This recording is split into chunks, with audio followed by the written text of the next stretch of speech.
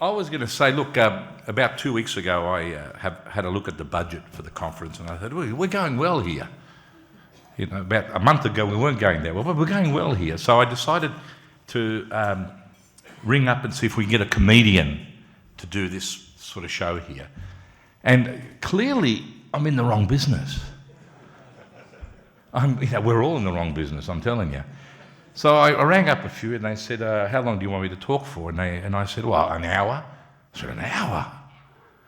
I said, well, how much do you usually do? Oh, about 20 minutes. And what do you charge? Oh, about 10,000. And I said, what, drachmas? Denarii? She said, no, Australian dollars. And I said, what about for a whole hour? 20,000. So I sat down with Gavin and I said, bugger it, I reckon I could do that. And I'll do it for nothing. I mean, I'm going to be there anyway. I might as well just do it. What became a throwaway statement ended up being, look at me now. So I'm going to give you a potted history. I'll try and make it humorous.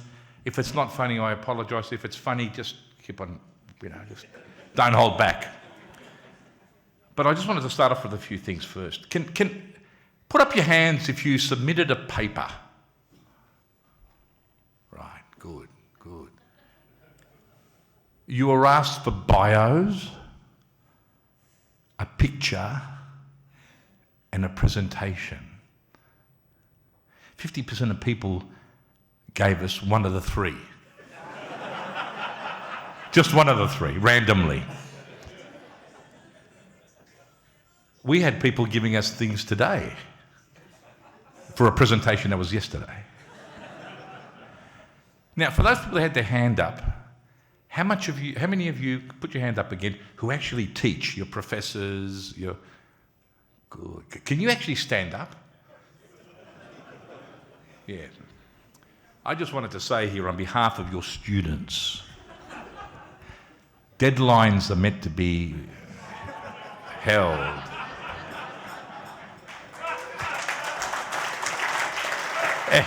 Extensions need a medical certificate.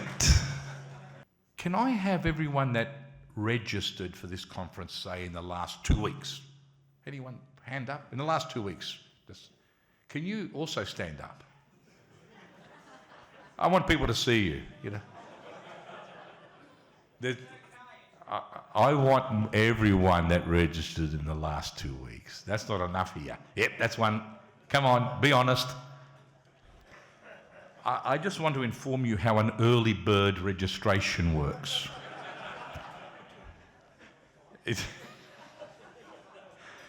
It's cheaper. So I'd like to thank you for your contribution financially to the associations, especially the one, I don't know who it is, who waited till 1 a.m. after the close period of 12 a.m. to register. I felt that was really good. We have your details and we actually know who you work for, and I think one of your employers is actually sitting on that table there.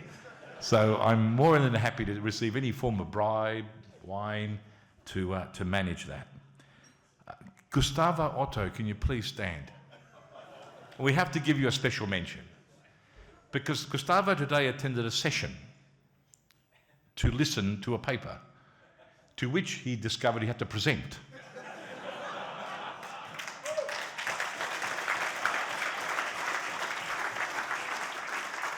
Now, in all seriousness, everything I'm saying here is true, and that was the case, Gustavo, wasn't it? Yeah, exactly. And that's the beauty about researchers. They're so sort of accepting of anything that's said to them.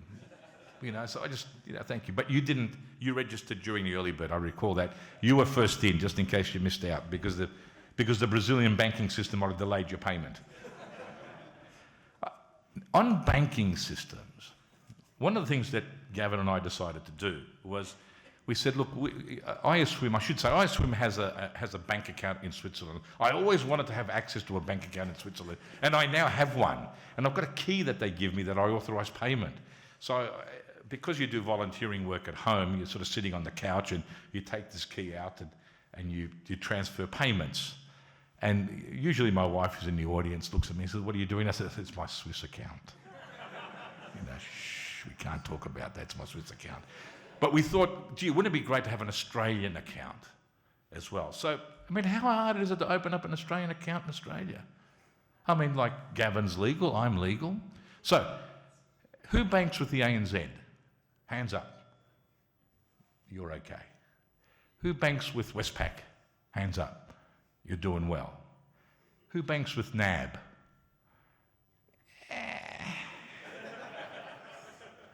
Who's with the Commonwealth? Anyway, we rocked up to the Commonwealth Bank. We unfortunately went on a Thursday. And apparently on a Thursday at the Coburg branch in Victoria of the Commonwealth Bank, 20,000 pensioners come with their passbook to ensure that they receive their cash deposits. One of those was my mother, which I discovered at... So we rocked up and said, look, this is who we are. And we'd done all the research. So we had minutes from the board. We had the statutes.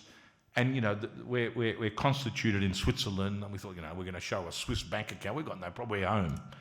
And so we sat there. They didn't offer us coffee or anything, I should say. And they filled out an application form. And Gavin and I walked away and said, well, it's done. And the retailer said, look, you're going to get a phone call to confirm it. But since they're going to ring you, Chris, make sure you've got Gavin's details. So I had Gavin's first name, middle name, surname, address, date of birth, tax file number. I mean, I was geared up. I was ready. And lo and behold, about a week later, someone rang up and said, look, we just want to confirm you want a bank account. We said, yes. And they said, and Mr. Hill's details. And I said, Mr. Hill's details. And said, right, and we'll get back to you. And I rang up Gavin and I said, we're home. They've rung up, we've got this account. There's nothing to see here. 3 months later, 25 to 30 phone calls later from what I discovered, the Commonwealth Bank AML. AML is the anti-money laundering division of the Commonwealth Bank. The Director General of it, actually, his name is Darryl. I know Darryl really well now. And Gavin doesn't know him that well, but he knows Gavin really well. Anyway, Darryl, 25 phone calls later, but the tone of the phone call was, so have you been to this country that you say this account is domiciled in? And I said, of course I have. I've been to Switzerland. And Mr. Hill, what is your relationship with Mr. Hill? I said, well, we're work colleagues and we know each other. And he's from one association, from another. And these phone calls were continuous, you know, the same sort of probing phone calls.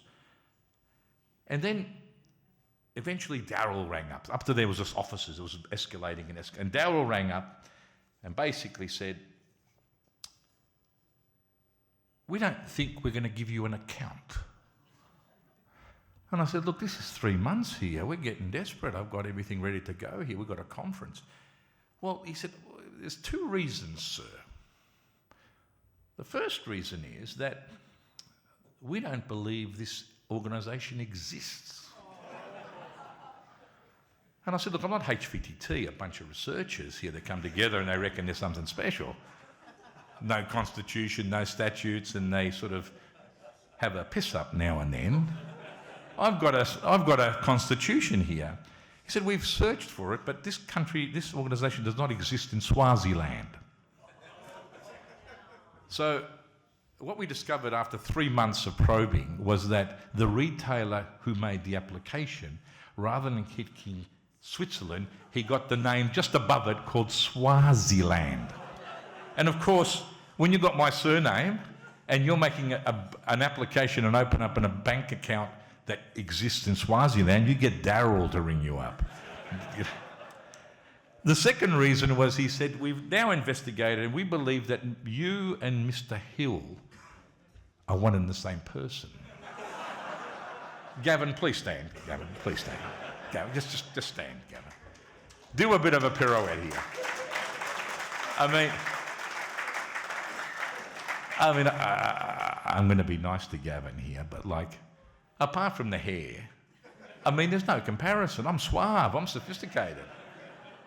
I mean, I'm glad you're sitting, you would have scared the kids, Gavin. So I explained to him, no, Gavin is a different person. And he said, well, everywhere we look on the internet, we put your name, we see Gavin. We put Gavin's name, we see you. And so we fixed the Swaziland issue. I explained to him who we were, and he did apologise on behalf of the Commonwealth Bank. And I did say to him, I said, look, let's say what you're saying is correct. Let's say I am some fraudulent international. Why would I choose a name that's unpronounceable like mine and choose Swaziland?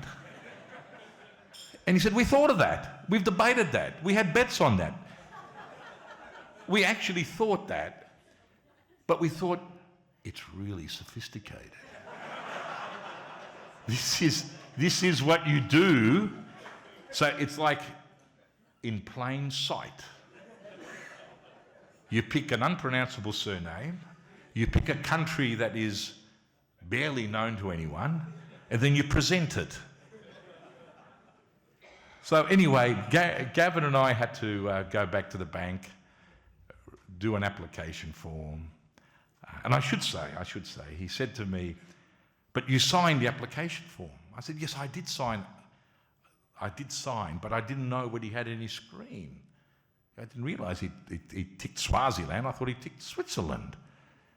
And I said, and also your signature, when it wasn't on paper, it was that stupid piece of glass thing you get in the bank where you sign with your finger.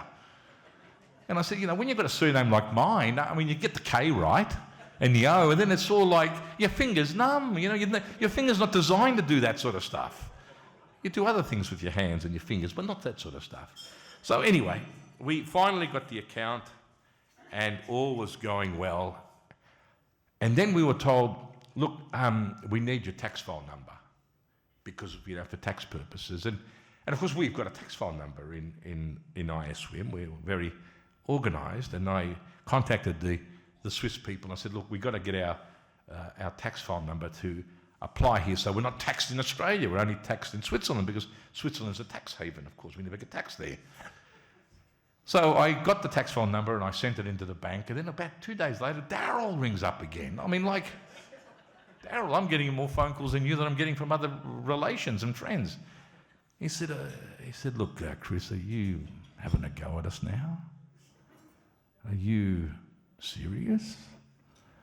And I said, what do you mean? We've given you a tax. He said, the organisation is called International Society for Way in Motion. And I said, yes.